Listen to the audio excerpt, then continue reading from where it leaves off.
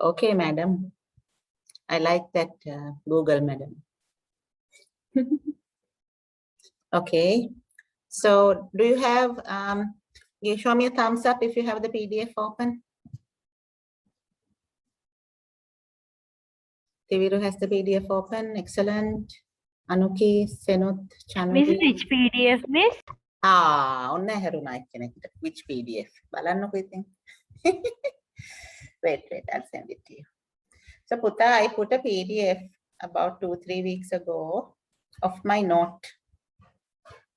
Kamma and Vipaka note. You are in the Okay, Miss, I have it. there you go. Good girl. That is what I mean, Puta. So we are still doing the Kamma and Vipaka lesson, Nidani. Okay. So I hope you have downloaded it. Download it, get a printout. How many of you have got a printout? Look, I don't want to fuss about the printout because it was a lockdown until like few days ago. So I don't expect you to go out and get printouts and stuff. But if you can get a printout by next week, so that it's easy for you to then follow the lesson. Okay.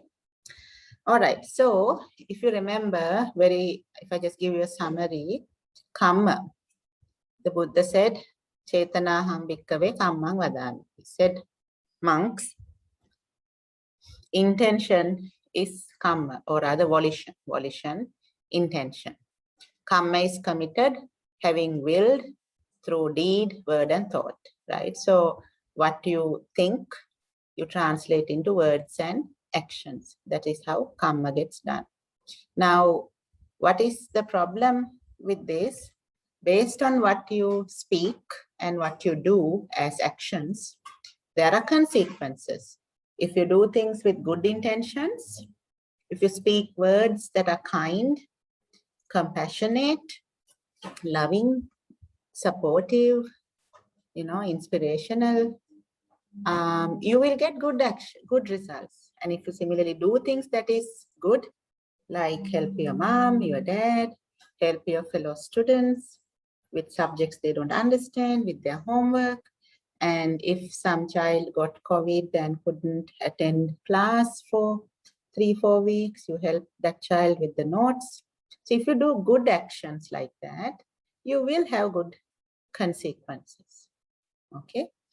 And then the opposite is also true. If you speak with bad intentions and you scold people, hurt their feelings, do things that hurts others' feelings, then you will have consequences or results that are bad.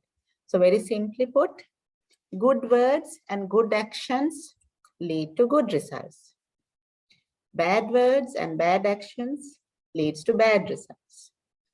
Whether your words and actions are good or whether your words and actions are bad depends on your thinking. If you have the right thinking that I am not a kid anymore, I'm not a baby anymore, I need to be responsible for how I behave, then you will find that most of the time your words and actions are good. Okay, so I see a message in the chat. Let's see. So Dinadi says Gayasha is present and Gayasha says good morning. And there was a power cut. So welcome Gayasha. And nice cute Labrador puppy there in the profile picture. Can I see you please? And Dinadi, thank you very much, darling. You are a good friend because Gayasha, I marked you as absent and Dinadi wanted me to know that you are not absent. Okay, so that's good. That's how you all should be. You should support each other. All of you should support each other like brothers and sisters, at school and at Dhamma school both. That's the best way to live. Okay, so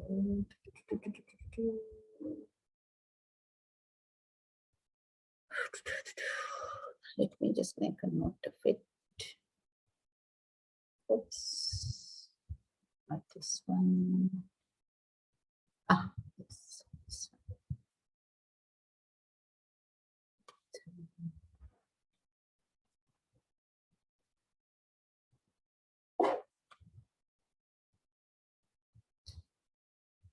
So, okay, just made a note. All right, so now this whole lesson is mostly about what are the results. Now the results of your thoughts, words, and actions can come in many ways. So if you go to page 2, where I have a big table that says classification of Kamma based on either time of operation or the action or the function or the priority of effect. This is explaining how these how you get your return. Okay, basically it's about how you get the return for the good things or the bad things you have done. So based on the time of operation, based on timing, there are things called Ditta Dhamma Vedaniya Karma, which means you do stuff this birth, you get the result this birth itself, right? Simple things are if you are not lazy and if you spend good time with your studies, what will happen? Obviously, you will get good results, right? But if you are lazy and instead of studying, you want to waste your time and play games all the time, right? You will not get good results. Okay, so that is where you have to understand that you need to be responsible for the result. Yeah, it's not your mother, not your father. You as a young adult, you all are now young adults, Putas, right? You are not babies anymore. You need to understand that you are responsible for what you say and what you do and for the result. So if you get bad marks, you are responsible for it because you didn't pay attention. You probably didn't study.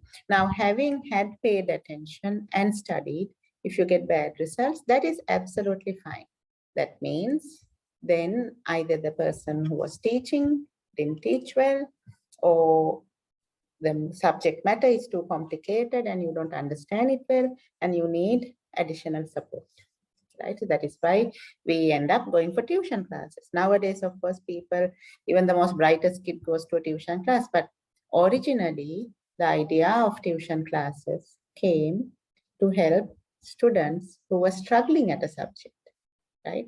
Now students go to tuition classes to excel at a subject, all right? But the original idea of a tuition class was to help those who are struggling at a subject. So Ditta Dhamma Vedaniya Karma is something like that. Yeah. Then Upapajja Vedaniya Karma means the result will take place next birth. Right? So if you see lots of people, they go to temple, they offer flowers, they observe sil and all of that. So they are hoping that they do dana, right, and pinkam. So they are hoping that their next birth would be a good one. Yeah. So Upapajja Vedaniya Karma is stuff like that, where the result comes in the next birth.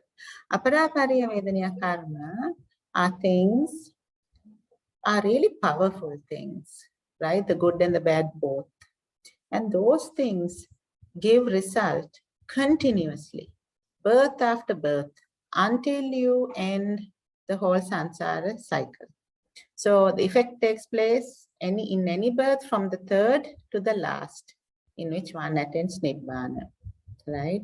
So even a Buddha or a Arahant does not get spared by it. So there are some bad deeds that we know about, right?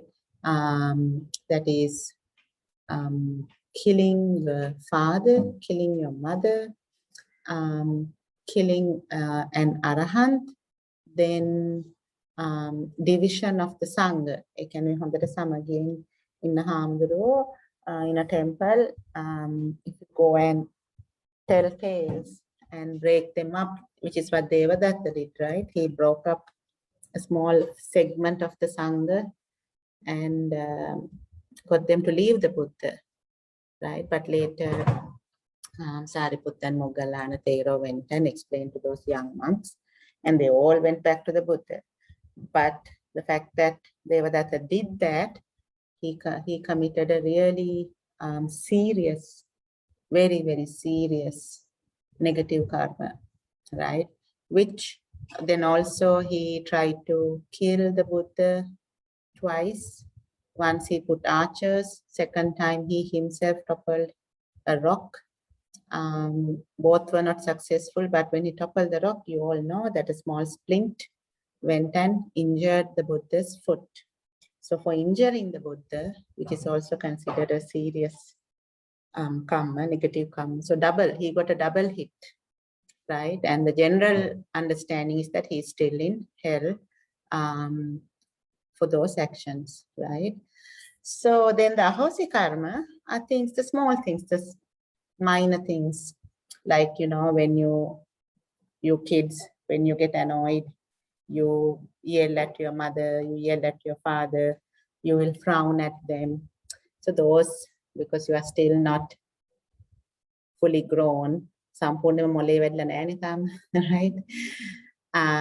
Your mom and dad, they don't take any notice because they love you. And deep in your heart, you also love your mother and father. It's just that you were in a bad mood and you didn't know how to handle a bad mood, right? So therefore, those kind of things are not considered serious things. But Putta, I always say, after we do this lesson, right? After we do this lesson, your ahosi karma reduces because now you understand what karma and vipaka is, right? So you need to learn to control your emotions. I see a lot of cute puppy profile pictures now. I want to see the cute student faces actually, not the puppy profiles. Even though some of these Labradors look really cute. You girls and boys are cuter, so there you go. Thank you. Keep the videos on, Putta. Can I have the puppies turning on the videos? There we go. Dinadi, Gayasha, Dinuli.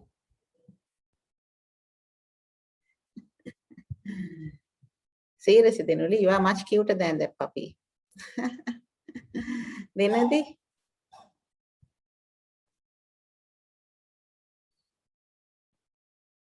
There you go. Dinadi, you are also cuter than that puppy, darling. I'd rather see you than a puppy picture. All right. So, so I want you to understand, therefore, why we do these lessons, why we learn Dhamma is, of course, when an institute gets structured, you, like Dhamma schools and schools, we have exams and those exams need to be passed. So, of course, you are learning to pass an exam, but the real reason you are learning Dhamma has nothing to do with exams, right? The reason you are learning Dhamma is because this is a law of nature. Have I told you that before, what Dhamma means? Dhamma means law of nature, right? There was nothing called Buddha Dhamma, Buddha Dharma in the world, right?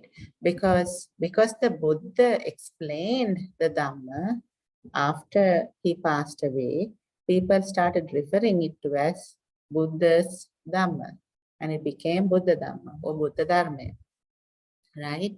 But what the Buddha was explaining was not some theory of his own. He was just explaining the law of nature.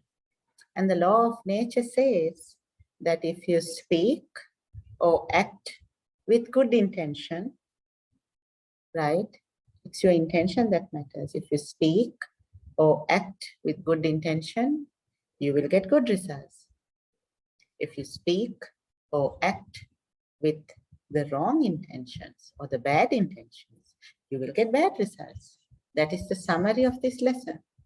So the whole idea of learning about Kamma and Vipaka, for me, is less of you actually passing an exam. but more about you understanding this concept that what you do will come back to you. It will.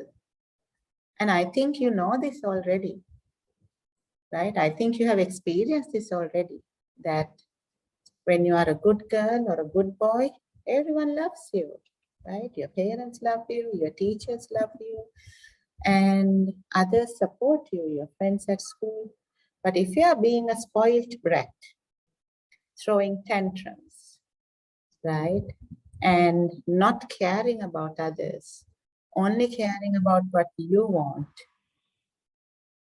yeah, then you will find that your parents, your teachers, your friends, they don't love you as much as they could. Yeah, I'm sure you have experienced this yourself. I'll tell you what I have experienced. So I love to practice metta, and I do this by regularly practicing metta meditation. So when I regularly practice metta meditation, there's a lot of good energies, good thoughts, loving, kind, compassionate thoughts and energies in me. And it helps me feel relaxed. It helps me to be kind. It helps me to speak in a relaxed, calm, and kind manner. It helps me to behave in a relaxed, calm, and kind manner. And I like it, right? And as a result, I continue to practice metta meditation because I like being relaxed, calm, and kind to others. It's good for me and it's good for others. So you need to experience this and understand this for yourself, that if you are a good person, the first beneficiary of it is yourself. You benefit. And then if you are a good person, of course others also benefit, everyone around you. But I think when you were small, you probably thought that you need to be good because your mother wants you to be good. Or your father is telling you to be good. Or everyone at school, the teachers, the principal, they are telling you to be good. No, children. You need to be good because you understand that by being good, you are benefiting from it. That's the only reason you need to be good. When you really understand that you benefit from it, then you will want to be good all the time. Then your mother doesn't have to shout and yell at you saying, be good, be good. Teachers don't have to come after you saying, be good, be good. Principal doesn't have to talk at assemblies and remind you to be good. You want to be good because you know that it has a good feeling, it gives good results, you feel happy, right? Others love you. And for those reasons, you want to be good. So if there's one thing I want you to learn from this Kamma and Vipaka lesson, that is it. That is the most important lesson. Okay. So the time of operation we covered. Now let's look at the function. So Janaka Karma. Janaka Karma means it helps the where you are going to be born next. It's derived from the good or bad karma coming from the last thought process of the previous birth. So here there is an interesting story, right? The first time I heard this, I thought it's a bit unfair because what this Janaka karma is saying is, no matter what a good person you were your whole life, at the time you were dying, if some bad thought came into your mind, you will go and get born in a bad place. That is what it says. And I thought that's not fair because my whole life, if I was good and some thought came to my mind, you know, how can I help what thought came to my mind, especially when I'm dying? And then for me to go and get born in a bad place because of that, I thought it's very unfair. But then I was happy to discover that if that is not where you should be born, but it's only because of that last thought, then you stay there only for 7 days. So have you heard of the Haddawase Dani, children? කවුරු හරි මැරුණම හද්දවසේ දානයක් දෙනවා. ඒ හද්දවසේ දානේ දෙන්නේ ඒ සඳහා, right?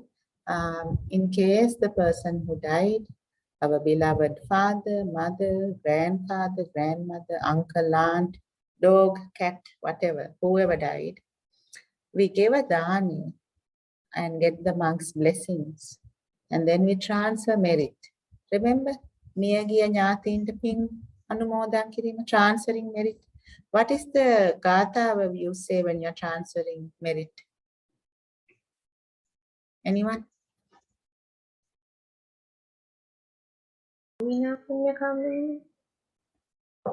ඉදම්මේ ඥාතියන් හොතුනේ පුතේ.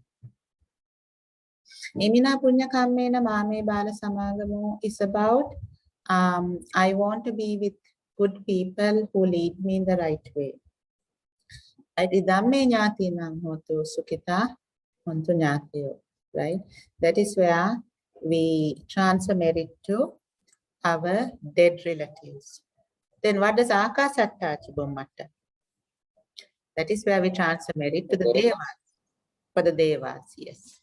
Right? So transferring merit is a good thing. So as a Buddhist, you need to understand that sometimes your most beloved person may be temporarily, just for a few days, born in a bad place, just because in the last moment, you know, something just went a bit wrong.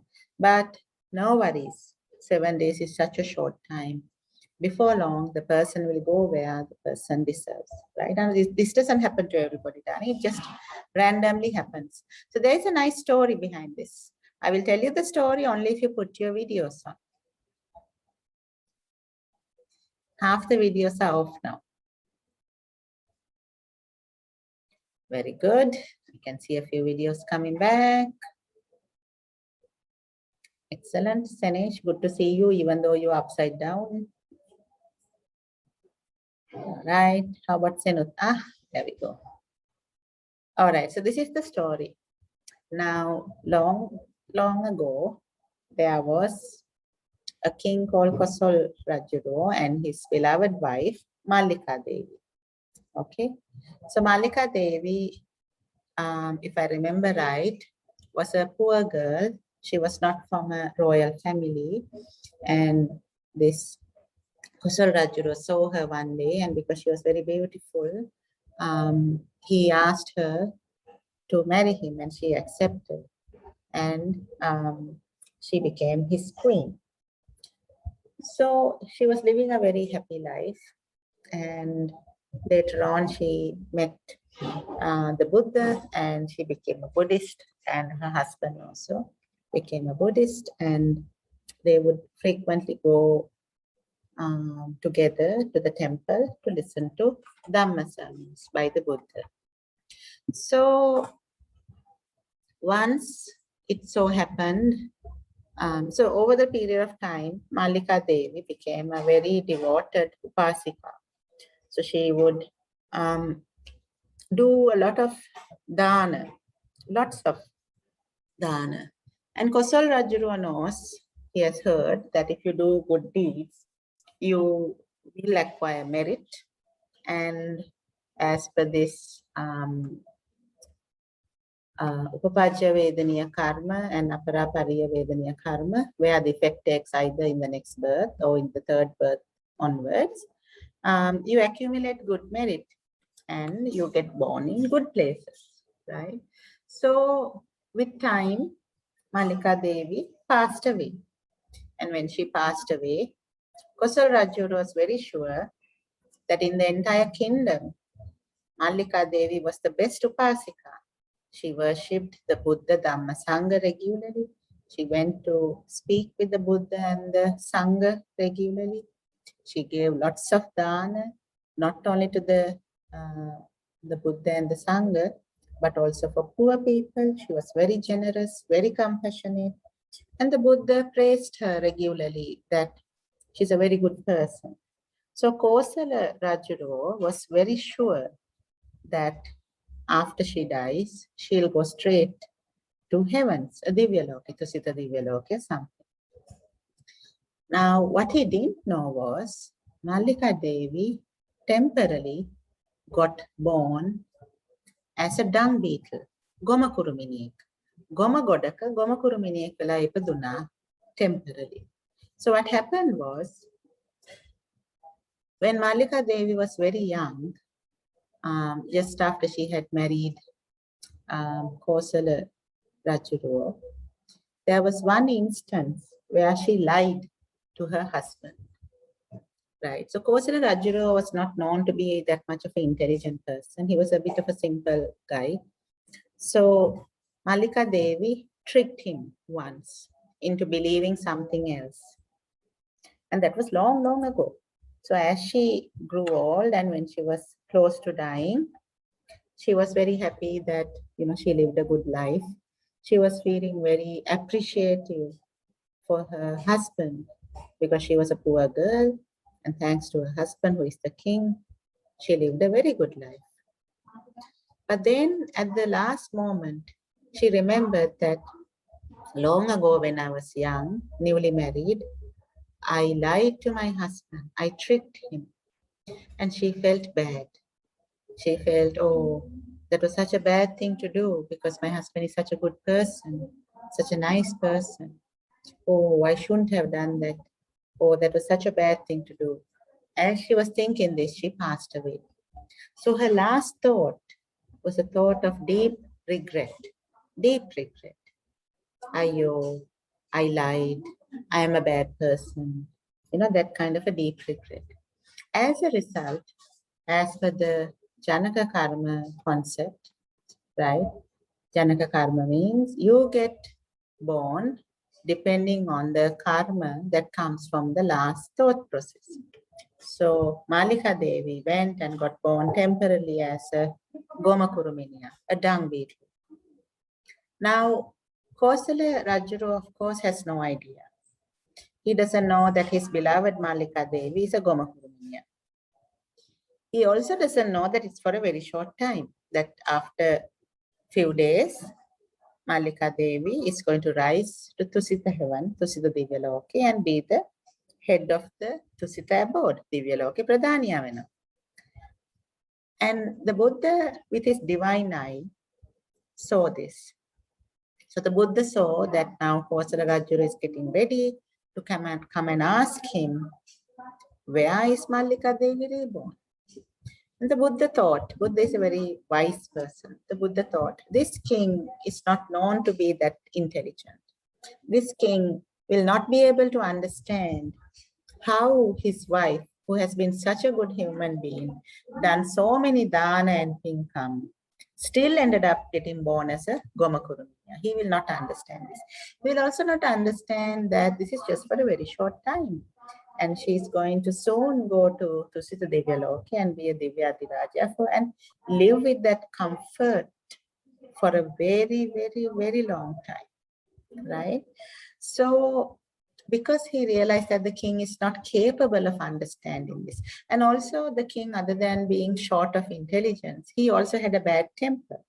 The Buddha thought, this guy can get very angry and he might simply destroy the temple, murder all my monks, and set this temple on fire, saying some fine religion you are preaching. After all the good that Mallika Devi did, what did it get her? It got her nothing. It got her being born in as a dung beetle. This is a fine religion, Kiela. Kattiyava marla danna puluwa. So therefore the Buddha thought, I need to prevent this. I need to buy some time until Mallika Devi ascends to the Tusita Divyaloka. So as the king got ready to come and meet the Buddha, listen to a Dhamma sermon. So every day the Buddha would do a Dhamma sermon at the Jetavanarama, and the king and the rest of his team and the local people, they all would come and listen. So thousands of people would usually come. And after the Dhamma sermon, the king will chat a bit with the Buddha and return to the palace. So the king thought, after the Dhamma sermon, I will ask Lord Buddha, where is my beloved Mallika born? So what the Buddha did was, the Buddha, through his superior powers, made Kosal Rajuru forget to ask the question. So when the Dhamma sermon finished, Kosal Rajuru forgot to ask the question and he returned to the palace. Palace he was like, Asho, Araka Hanamatukunani, come on. Mama heta gihilla, hetat banahala, heta megamanga. I thought I'll go back tomorrow. I'll listen to Dhamma and I'll ask this question. So next day tonna havasa last vela giya bana ඇහුවා and the Buddha තාම බැලුවා තාම මල්ලිකා දේවී ගොම කුරුමිනියෙක්. Nope, better not have this discussion. This silly man will end up killing all my monks and burning the temple to the ground, not realizing what is really happening here. So he made the king forget. So the king forgot to ask. දවස් 5ක් විතර යනවා. Now the king is getting very annoyed with himself. How the hell am I forgetting to ask this such an important question? And then on the 5th day, he told his most trusted amati.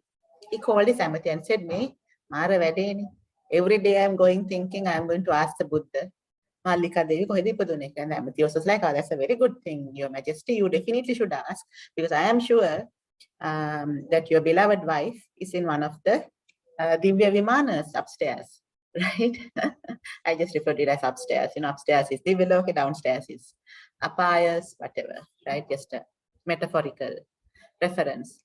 So, and then the king said, dude, funny thing, I keep forgetting to ask. Now I have been going to the temple for the last 4 or 5 days. I forget. And the Amati was like, don't worry, Your Majesty, I will remind you. I will remind Your Majesty to ask, don't worry. So the king was very happy. Okay, today I have a plan. Even if I forget, this guy will remind me. So then what did the Buddha do? Buddha made both of them forget to ask.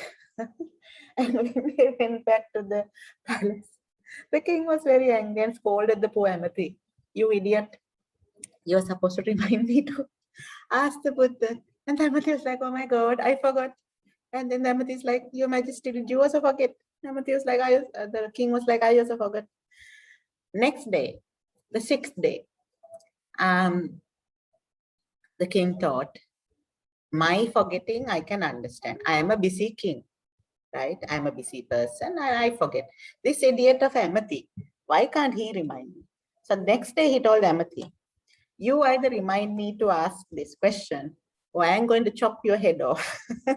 Poor Amati was like, "Okay, I'm going to tie a string around my finger so that when I see the string, I remember that I need to remind the king to ask this question from the Buddha."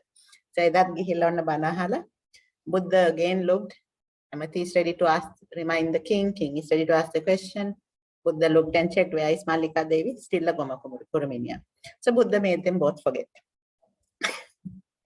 And of course, the king was furious when he went back. But of course, he didn't chop the Amati's head off because it was his most trusted Amati. He just thought that the Amati is a dumb idiot and thought, no point telling this guy. I must try again tomorrow. After all, I am the one who wants to know where my beloved wife is. So then the next day when they went to the temple, it was the 7th day, right? 7th day. And before they could even come to the temple, the Buddha checked, where is Mallika Devi now? And hey, presto, guess what?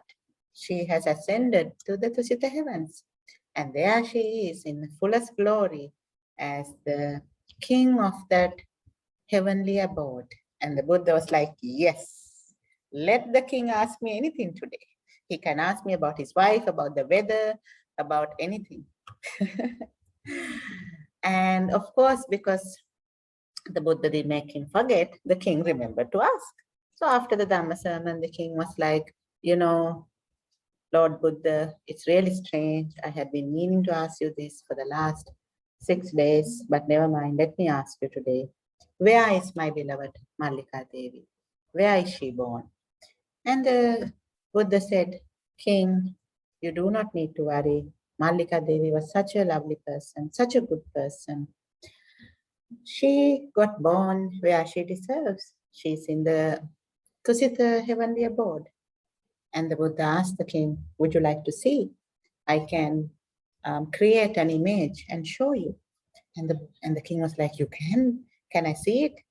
And the Buddha was like, of course. And he let the king see the Malika Devi, and the king saw Malika Devi as the head, as the king of the Tusita board, surrounded by lots of wealth, good food, good devas, and he could see that Malika Devi was very, very happy, right? And the Buddha told him that Malika Devi will be there for a long time. Okay, so that is how it ended. All's well that ends well. So this story I told you in reference to the Janaka karma, reproductive karma, right? How your last thought can go and get you born in a good place or a bad place, depending on your last thought. So Putta, the opposite is also true. Now imagine there was somebody who was bad all his life. He was bad, bad, bad, real bad as all his life. And at the moment he was dying, he thought of something really good, something good he has done, like maybe he gave a dane to the temple, maybe he helped somebody, and that good thought made him feel very happy and made him feel that I'm such a good person. And he also can temporarily go and get born in a good place, right? So he can go and get born in a very good place. But he can't sustain it because his entire life he has been a bad person. So after 7 days, what happens? He has to get out of that good place and go and get born where he really meant to, which is in one of the apayas. Okay, so that is how that works. All right, so kids, I have exceeded your time. Let me end the recording. Give me a second.